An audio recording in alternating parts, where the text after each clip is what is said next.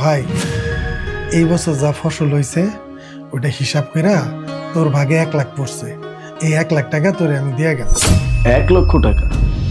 মানে অনলি 1 লাখ টাকা তুমি আমার হাতে দিচ্ছ?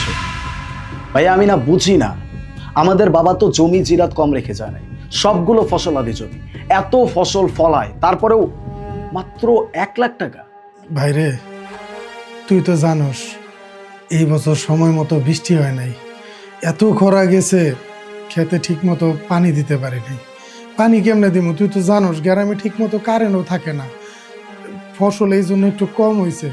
বৃষ্টি হয়েছে হয়েছে কখন?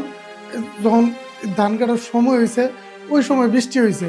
এখন বৃষ্টির মধ্যে তেমন ধান কাটার লেগে কামলাও খুঁজে পাই নাই।